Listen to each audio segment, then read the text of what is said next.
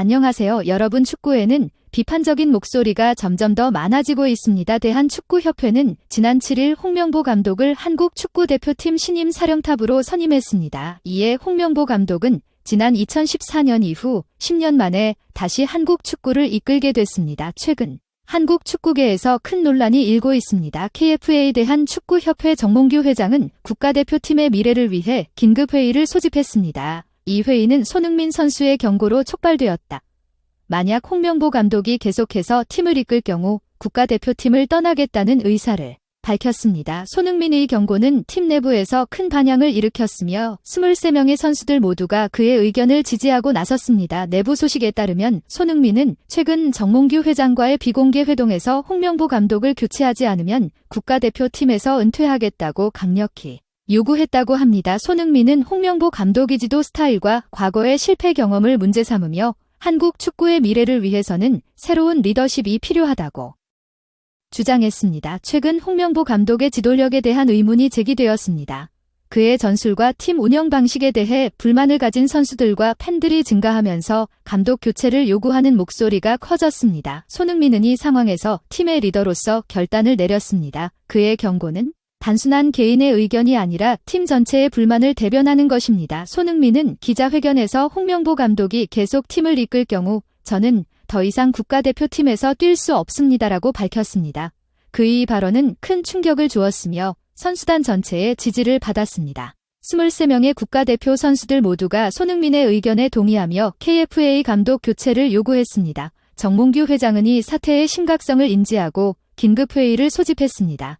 그는 선수들의 의견을 존중하며 팀의 미래를 위해 최선의 결정을 내릴 것이라고 밝혔습니다. 정 회장은 우리는 선수들의 목소리를 경청해야 합니다. 이 상황을 해결하기 위해 최선을 다하겠습니다라고 말했습니다. 내부 소식통에 따르면 정몽규 회장은 손흥민의 엄청난 영향력과 팬들의 지지를 무시할 수 없기 때문이라고 합니다. 손흥민은 현재 대한민국 축구의 상징적인 인물로 그의 의견을 무시하는 것은 팬들의 반발을 초래할 수 있습니다. 이 사태는 정부의 축구협회에 대한 공식 조사로 이어졌. 정부는 축구협회가 홍명보 감독을 선임하는 과정에서 적절한 절차를 따랐는지, 그리고 정몽규 회장이 손흥민의 요구를 수용하는 과정에서 어떤 외부 압력이 있었는지 조사하고 있습니다. 축구협회는 이번 조사가 공정하게 이루어질 수 있도록 모든 협조를 다하겠다고 밝혔습니다. 홍명보 감독은 이 상황에 대해 저는 팀의 성공을 위해 최선을 다해왔습니다. 하지만 선수들의 신뢰를 잃었다면 저는 그만두는 것이 맞다고 생각합니다라고 밝혔습니다.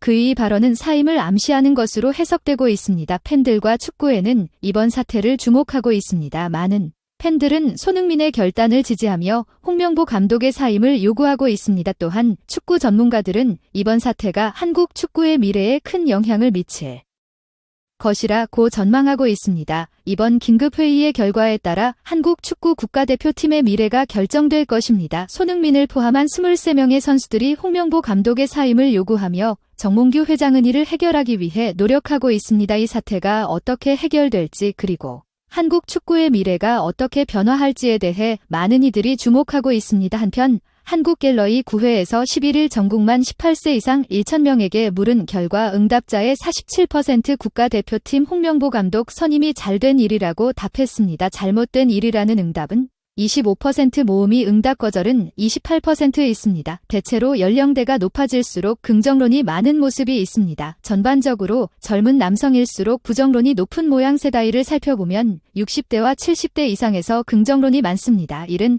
각각 61%, 62% 비율로 홍명보 감독의 선임을 잘된 일이라고 했습니다. 반면 18에서 29세와 30대는 반 32%, 29% 아이 잘된 일이라는 평가 세대별 차이가 매우 큽니다. 가장 부정적인 세대는 30대 여성으로 24%의 긍정적으로 했. 가장 높은 긍정은 60대 남성에서 나왔다. 무려 70% 홍명보 감독 선임을 지지했습니다.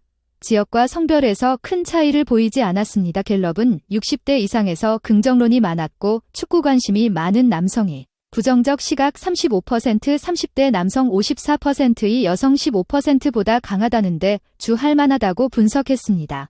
과거 2013년 8월에도 홍 감독 선임을 잘된 일로 보는 여론이 78% 달했고 브라질 월드컵 16강 탈락 직후인 2014년 7월 그의 거치 관련 조사에서도 사퇴 31%보다 유임 52%를 바라는 사람이 많기도 했습니다. 한편 한국 축구 지도자 협회가 홍명보 울산 HD 감독을 차기 축구 국가대표 사령탑으로 내정한 것에 절차적 정당성이 없다고 주장하며 정몽규 대한 축구협회장의 사퇴를 촉구했습니다.